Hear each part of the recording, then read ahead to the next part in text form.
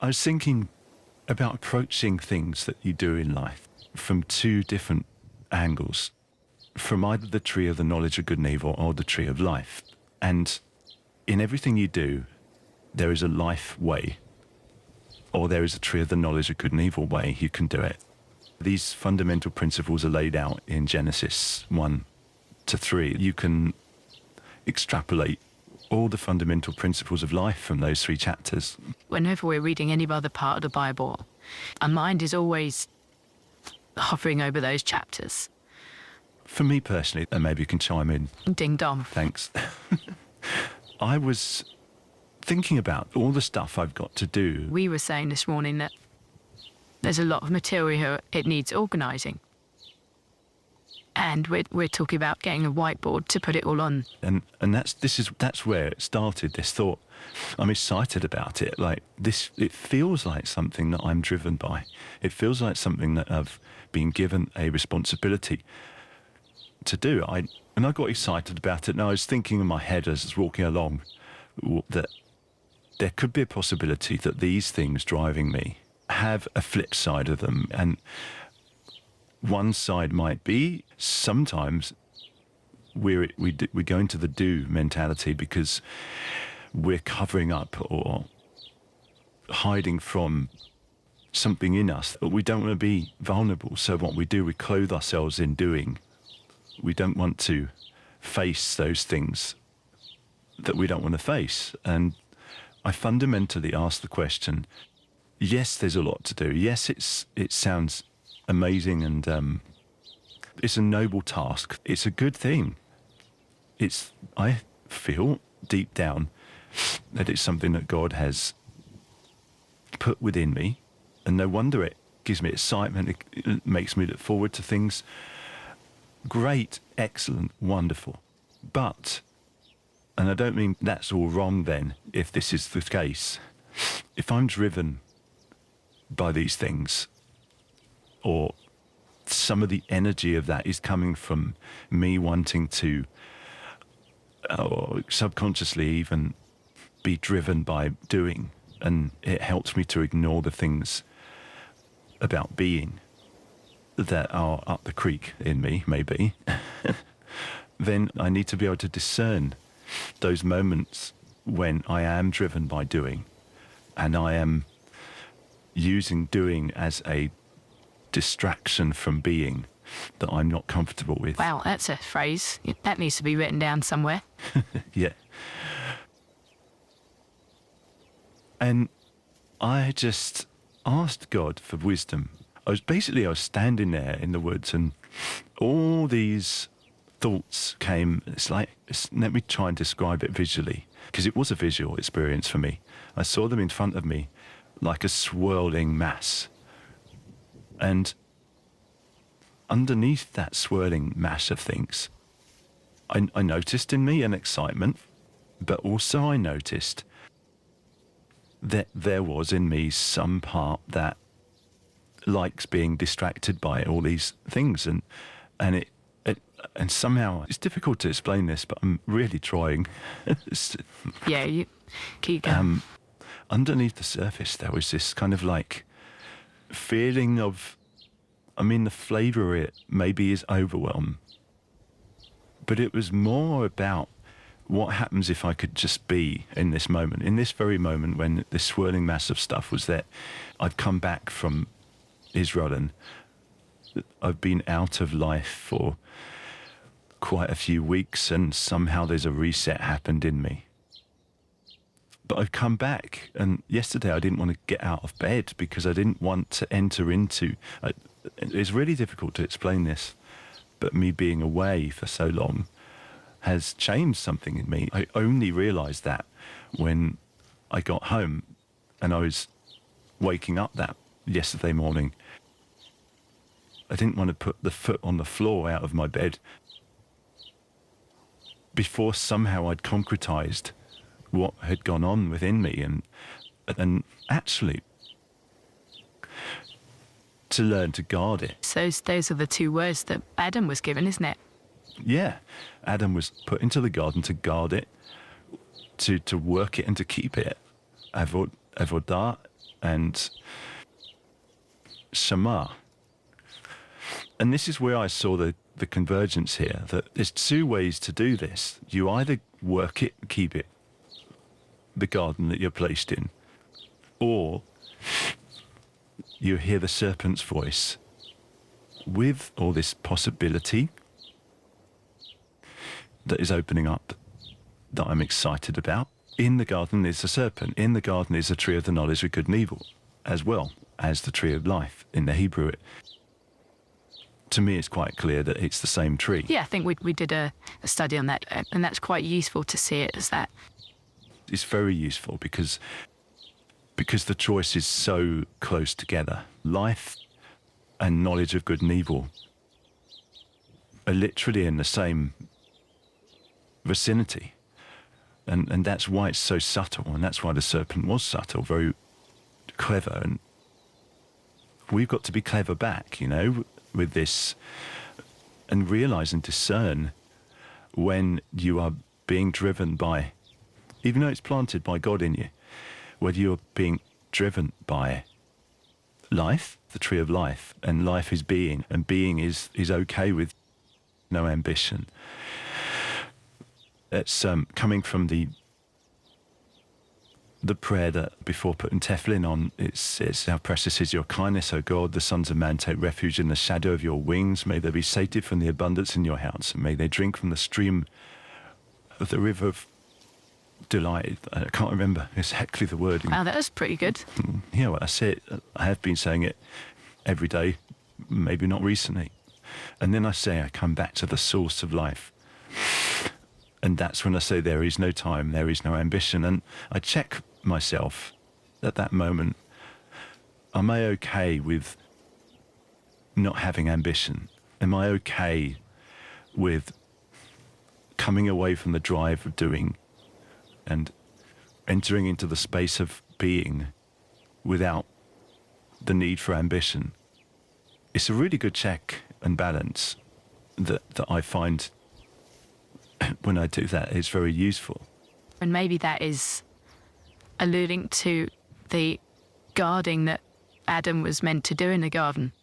Is it along those lines that the guarding happens with these things? Yeah, exactly. So it's in Genesis 2, it says that he was placed into the garden to work it and to guard it. And it's something about what the serpent did that drove for ambition, that drove for there could be more. You could be like God. It's knowing good and evil. And I just see a flavour in those words of the serpent, in the propensity within me to get my sense of self-worth, to get my excitement about life from ambition and doing. But the fundamental principle of the garden is about learning to be. And yes, we have a job to do. Yes, God has put things on our heart, but the driving force behind that is what needs to be guarded, and a daily practice of disconnecting. Unattaching. Yeah, unattaching yourself. I was actually going to say disattaching. We are coming up with some new words here. Yeah, I think you're getting what I'm saying. I think I'm coming across. Yeah, I'm glad you mentioned it. Being that isn't driven by the doing, it's looking to God, I suppose, before you look to yourself or your task. The job that Adam was given was to guard and work the garden. There was a perpetuality. I don't know why I've used that word. Probably because my mind was fast forwarding and my speech isn't caught up, but my mind was at the subdue the earth command. And subduing the earth means expanding. I feel that Adam had a task to do that was the front end of God manifesting in earth. And there was going to be a movement out from the garden. Look at the pattern of the tabernacle, look at the pattern of Israel, and God's plan is that just as the presence of God in the midst of Israel was supposed to permeate the whole of Israel, not just stay in the tent, but become like dwell in the people, in and change and transform them and make them into a nation that will be a light to the nations. And then their presence would become the tabernacle for the world, which we see in Revelation. We see Jerusalem and then all the nations coming. You know, their influence has subdued the earth, has gone out. Basically, Adam was the priest of this garden, and that was to be guarded, attended to, because without that, the perpetuation of that reality would be at risk. You know, you think of DNA and you think of the damage of DNA and how that causes aging and that causes death and destruction of our mortal bodies. The same with the spiritual DNA. It needs to be maintained so that any replication of that is going to be true to the core essence of what that is spreading out. Wow, yeah, that's brilliant to link it with that. And maybe that's what we're talking about here, is the spreading out of whatever God has placed within you, spreading out in the essence that is healthy. And maybe that's what it's about. If I'm driven by doing, it's going to be unhealthy for anyone to receive as well. It's going to have an energy that is not the energy that of the one who planted it within us. It's going to be tainted with my drive to do. It's got a tainting to it, hasn't it? Yeah, the tainting sometimes is unseen. A lot of the time, I think, is unseen. But there's something about it. You feel there's something up here. It's maybe good, but these are real subtle things we're talking about. I hope you can hear into them. And I think, coming back to what you were saying, let's just come back to what you were saying and really practicalize that. It's another word we just created. Yeah, you can usually put the eyes or ing on the end of it. Can become a powerful word, can't it? What you said, practicalize. Yeah, let's practicalize this. So if you were standing there and there's a lot to do, fact. God has put stuff in you, fact. But it's the processing of that you were noticing. I needed to ask these essential questions, like, is this a cover-up for me being uncomfortable with simply being without ambition? If all my abilities were taken away from me and I couldn't do this, what does that do to me, you know? I don't know. We've got to figure out some useful questions. That's true, but I think more importantly, actually, is to have time, have space to allow whatever needs to come to the surface so we can discern where our drive is. Yeah, in every moment, I think every morning is a good idea. We're just reading this book at the moment by Shalom Arush, translated by Laser Brody. I think it's in Fields and Forests. In Fields of Forests? Or? I can't remember what it's called. It's a book that just came to us. You know how sometimes these books, like, how did I get hold of this book? And we were in a cafe in Israel, and there it was. Someone saw it, and I was reading it on the plane, and it's like, goodness me, this book it wanted to find me. It's about maintaining that hour-long check-in with God, where you can be yourself, where you can... We haven't finished the book yet, but it was really good, wasn't it? Yes, it's Hitbodedut is the word. I think I said it right. Hitbodedut. Hitbodedut. Hitbodedut. It's about doing it yourself. It's walking yourself, and that takes discipline. That takes consciousness, conscious effort. And I think that's what we're talking about here, is when we're reflexively analysing our intentions, analysing our drive to ensure that we are not being driven by anything else apart from the energy of God that placed this task, this purpose within us. There's nothing wrong with the purpose, there's nothing wrong with the things, the task, etc. But he wants to perfect the vessel that is going to perpetuate it. He wants to,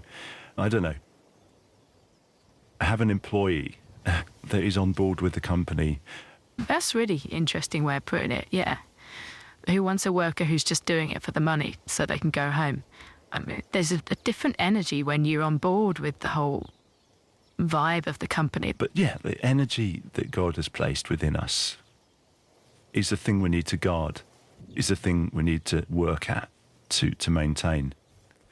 It's that, and in its life, and it's not the knowledge of good and evil. It's not seeking to become something yourself. Maybe it's seeking to always be guided by God. I don't know. It's just thinking of the Adam thing that God has breathed into him. It's always to be aware of the source, and maybe in every moment to discern, ask for wisdom. I think one check and balance about our intention. Am I asking God in these moments? I've been in leadership groups, and I've been aware how much we do not pray. We talk about the things we got to do,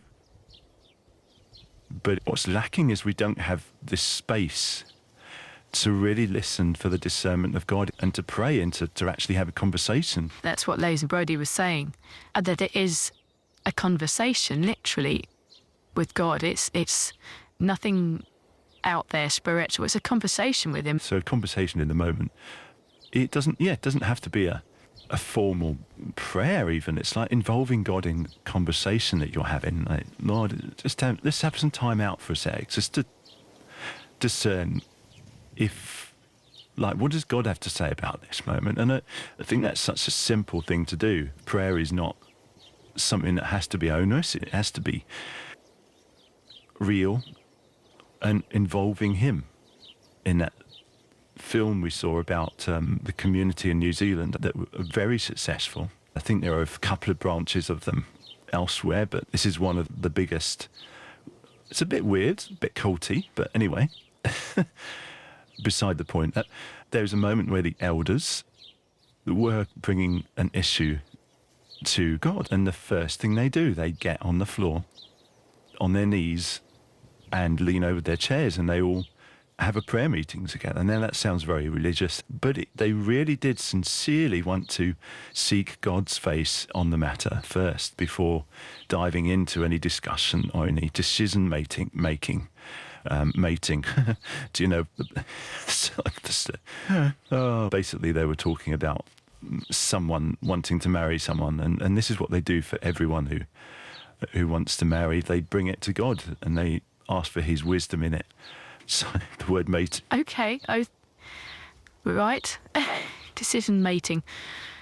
But yeah, this morning as I was seeing that swirling mass of stuff and noticing in me an uncomfortability of some sort that I couldn't define, but it was a great opening point to a moment of guarding my relationship with Source within Endeavour. And it's a reminder that at every moment I'm thinking about this and I'm planning it, even to the extent that I'm looking for a whiteboard that's appropriate, is involving God in conversation in that. I think it's as simple as that, really. It's just... That's really grounding. And this is something that is essential for our lives. And essential more for the perpetuation, as I say.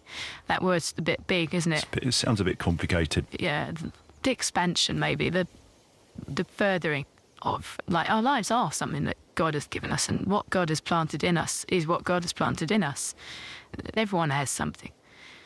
And I think that's the thing, is that the something that God has put in us, he wants that to be enabled to be Tov. He wants it to be enabled to be the best it can be. And to be the best it can be, it has to be free of our ego. It has to be free of our drive that is coming from anything less than the current of the energy of the source that gave it in the first place. Lovely way of putting it. Current. The idea of a current is electrons moving in order to empower something to work. We want to get out of the way. It's always been the issue to get rid of any unwanted resistance within a circuit. And and that's a great analogy, actually. Yeah, unwanted resistance. And I just want to put in there, because it's interesting, is to build a circuit, you need a certain amount of resistors to step down the energy, and I believe that's what our ego state is there for, to step down the massive power of God into an individual. But there is extra resistance that we don't want. We got to be aware within our discernment of the resistance. And just think of a circuit board with those resistors. It's got resistors in it. There's a reason why. There's inertia in a circuit. But it's a wise, it's calculated resistance. But what we're talking about is the it's a great analogy, I think, but let's not go too far with it. But we got to be able to be aware of our ego state, to be aware that we are stepped down in order for something to work within us of the current flowing through us from the source, from God. But we've also got to be aware of inefficiencies in our system, and where power is being wasted, where we are disempowering the flow that God has designed to flow through us, you know. We have to discern that burst of excitement. Is that to do with me? Is that to do with something I'm borrowed flame? You know, we talked about this before with the coherence idea, talking about Ventoff and talking about all sorts of things. We called it the borrowed flame. Is it something that is going to be something that is just like a sparkler, you know, in the fireworks night that goes out? It's fun when it happens, but then it goes out. Yeah, we're talking in terms of addictions and things that we get these kind of buzz, this dopamine hit from. It's learning to discern where those temporary dopamine hits are that are actually a drug, and where you are a balanced person that is eating well in the dopamine world. You know, it's not these spikes. You know, we think of the whole idea of sugar, and this is what we're talking about. We want to flatten this out, and I think that's a picture of what maturity looks like in these things. To just take all that what we're saying here and really bring it to a timeless space. This is why, you know, this book suggests an hour a day. An hour. It does take about 20 minutes to half an hour to settle down, to be in that Kavanaugh state. You know, Kavanaugh is intention. I want to tune in. I'm really kind of focusing, and this is why prayers, like set prayers, really helps. This is why our precious is your kindness verse is so powerful, isn't it? It's a method. I think there's nothing wrong with a method. And when we were in Israel, you know, they are meticulous, and they do work at their kavanah. They do work at their intention. That's why you see them rocking, because it's getting your body in alignment with a state that is conscious of what you're doing. It's very important to actually do the time. Yeah, and you said, well, I said it, or you said it, we said about timeless time. God exists outside of time, and he welcomes us in. He invites us into a timeless space where we can really experience who he is, experience and connect with and be filled up and influenced by his energy. And we need to find timeless time. And I think this hour is difficult in a world that is governed by time, especially after the Victorian era, the Industrial Revolution. We have clocks and we have Big Ben bells telling you what time it is. It makes efficiency happen, yeah. Timetables for trains, etc. But, you know, our friend here's been exploring, going back to nature's time. Absolutely fascinating. We haven't got time to go in there, but I think the bottom line is we need to enter into timeless time to be able to really discern our intentions, to retune ourselves to source before we do anything. I think that's basically what we're saying, isn't it? And I don't want to lose what I said at the beginning, by the way, about you come to things with the tree of life or the tree of the knowledge of good and evil. We never really went into that too specifically, but I think that's a picture to be aware of as we close. That's how we started this conversation, and just visualize that and whatever that means. Maybe it needs a bit more exploration, but it's the drive. It's not the actual what you do. It's the drive. Is there a drive that the serpent is whispering to you? And you know, the serpent is, as we've explored before, is also Messiah, which is a bit crazy, but it's the same gematria, and it's the same, the rabbinic idea, the deep mystical idea of Messiah there. Messiah's there in the garden, and it's something to do with, I know it sounds crazy, but this is our revelation on it, that it does tug at that which God has planted within you. And Messiah wants you to grow. Messiah wants you to become. But there is the flip side of that, which is the serpent. And it's tugging at the same thing within you. And your discernment is, how am I driving this? God's given you a car, but how are you driving it? God had to eject them from the garden because they might eat from the tree of life in a hidden state. That word in Hebrew at the end of Genesis 3 is hidden, not or live forever. It's often translated. But actually it means live hidden. And that's, I suppose this is what we're talking about, isn't it? Those moments, are we hiding from something in our drives?